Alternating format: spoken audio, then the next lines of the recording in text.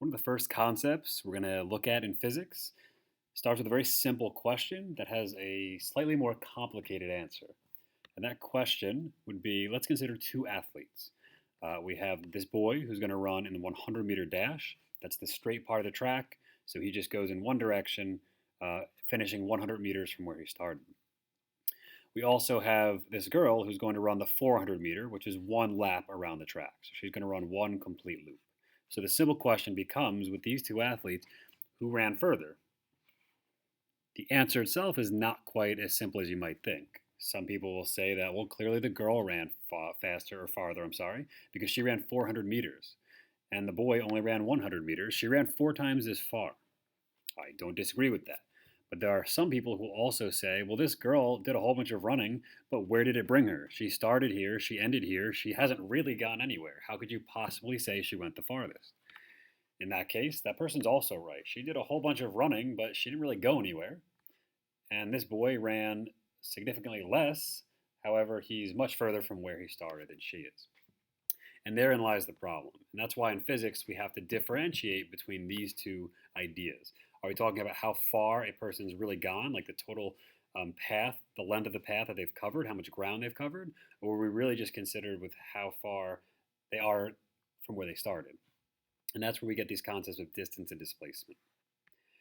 So distance is what we're more familiar with, and that's the length of the entire path that an object has traveled. It's basically, in layman's terms, how far that object has traveled in general. We don't care about where it started, we don't care about where it ended. What total distance has it traveled in its journey? It's measured in meters. In physics, we use meters. We use meters, centimeters, kilometers. We use grams, kilograms. We don't use those units we're traditionally used to. We'll get used to that over time. So we take a look here. The boy's total distance was 100 meters. Well, that's the total distance he traveled. We don't care that he started here and he ended 100 meters away. We just care that he moved a total distance or a total length of 100 meters. The girl's distance in this case is 400 meters. We don't care about the fact that she started and ended at the same place. How much ground did she physically cover? How much ground passed underneath her feet? In this case, that would be 400 meters. So for those of you that clearly looked at this question when I first asked it and said, obviously the girl traveled farther, she traveled 4 times as far, well, you were thinking in terms of what we in physics call distance. In that case, you'd be correct. You wouldn't want to say that she went farther. You'd want to say she traveled a greater distance. She traveled 4 times the distance that the boy traveled. If instead you are looking at how far they've actually gone from where they started, or basically how much ground they've actually displaced, that's where you get to this topic of displacement. And the best way to say that is it's the length of the path between an object's starting point and its ending point. Or in layman's terms, how far has that object traveled from where it started? Now I don't care about how much ground I've covered, I just care about the distance from where I start to where I end. Again, this is also measured in meters, so that's where it gets a little confusing because they're both measured in meters. Displacement, however, must have a direction in order for that to make sense. So to give you an example, if we look at the boys' displacement, well, they started here, they ended here, they finished 100 meters from where they began. We're going to assume they started here and ended here, so they traveled 100 meters to the right, or in this case, 100 meters east. You have to include that direction because 100 meters as a distance could be 100 meters in a circle. You have no idea what direction they've traveled in. You don't know if that's how far they are from where they started or where they ended. Or if you do, if you know they finished 100 meters from where they finished, where they started, in which direction? It would be like if I asked you to close your eyes and I gave you a baseball. And I said, count to 10, I'm going to walk away. And then you throw the baseball. And if you hit me with it, I'll give you $1,000,000. Oh, by the way, I will be 100 feet away from you. Well, that's great that I've given you that information, but you have no idea if I'm 100 feet in front of you, behind you, to the left, to the right, up above you. Did I dig a hole and I'm down below you? I've given you enough information to know how far away I will be from you, but in order for that to make sense and you to be able to hit me with that baseball, I need to tell you the direction that that 100 feet is measured in. So it becomes really important. Distance and displacement, very similar concepts, but you need to realize that displacement, because it's concerned with where you started and where you ended, you have to know the direction. Distance is a general term for like the amount of ground you've covered. Displacement specifically deals with moving from one point to another. Because you're moving from one specific point to another, that's why we need direction. What direction did I travel in to get from those 2 points? The girl's displacement, on the other hand, even though she traveled such a great distance, well, she ended exactly where she started. So hopefully you can start to figure out her displacement was 0 meters. I don't need a direction because she didn't really go anywhere. So she didn't technically travel in any direction. At the end of the day, her total displacement was 0. She ended up exactly where she started. So you can see how in this case you can certainly have different values. Not only can you see that sometimes for some objects, their distance for the boy and his displacement are generally the same, plus the direction, whereas the girls are drastically different. The reason that has to do with the fact that the boy did not change direction at any point. The girl technically did.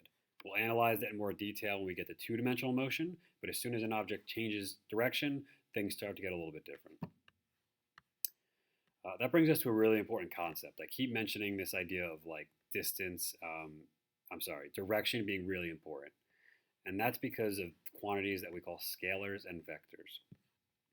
You need to understand moving forward that anytime the word scalar is mentioned, it refers to a physical quantity that does not require any direction for that quantity to make sense. Examples include temperature. I say it's 70 degrees out. I don't say it's 70 degrees to the right. That doesn't make any sense. Money, I have $5. I don't have $5 up. I don't have $5 east. Score in some kind of game, soccer game, it's 3-4. I don't say it's 3 to the left to 4 down. That doesn't make any sense. Age, distance, obviously, these are all quantities where adding a direction, it literally just makes it not make any sense. It's no longer a quantity that you can use. Vectors, on the other hand, are a little bit, they're different in the sense that it's any physical quantity that you must have a direction in order for that quantity to make sense.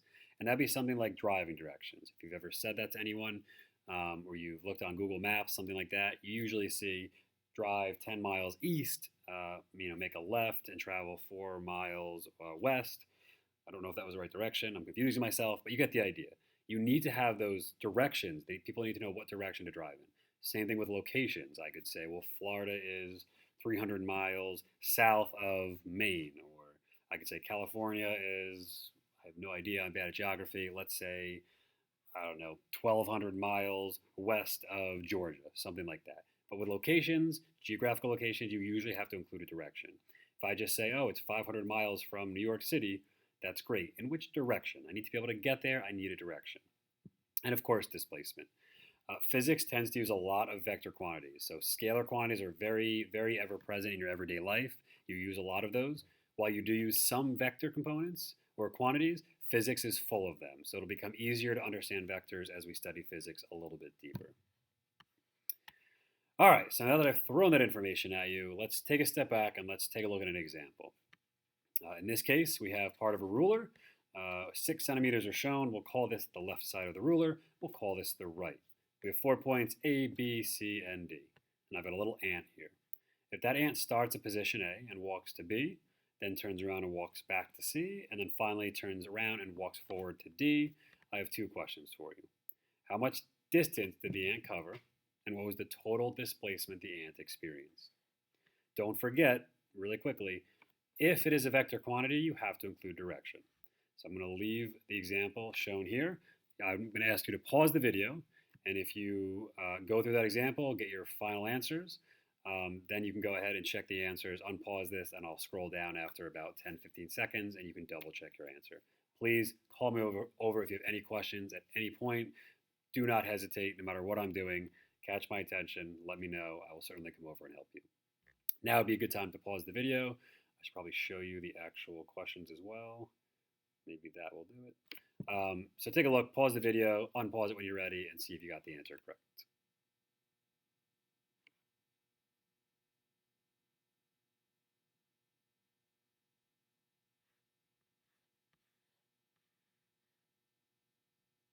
Really quickly to go through the solution. Well, if I'm answering part A, from A to B, the ant traveled 3 centimeters. Then from B to C, I don't care that it changed directions. It traveled 4 centimeters. From C to D, it traveled 3 centimeters. So just to show you quickly, it traveled 3 centimeters, then 4, and then 3. Direction does not matter because distance is a scalar. So I therefore just add them up. That ant traveled a total distance of 10 centimeters. To solve for the displacement, well, direction matters now. So I'm going to go ahead and I'm going to call to the right positive and to the left negative. I could call either one, but let's just say right's positive, left is negative. So from A to B, I traveled 1, 2, 3 in the right or positive direction. So I traveled positive 3. The ant then turned around and traveled 4 to the left. Remember, left I said was negative. So it traveled negative 4. It traveled backwards 4. Then from C to D, it traveled forward 3. If I add those up, that gives me positive 2 centimeters. Again, positive is right. So it traveled a total displacement of 2 centimeters to the right. Or you could be even easier about it and just say, since displacement is only concerned with the beginning and the ending point, well, it began at A, it began at D. That was a change of 1, 2. 2 to the right, positive 2 centimeters or 2 to the right. Doesn't matter how you do it, you should get the correct answer either way. Don't forget to include direction when you're dealing with vectors.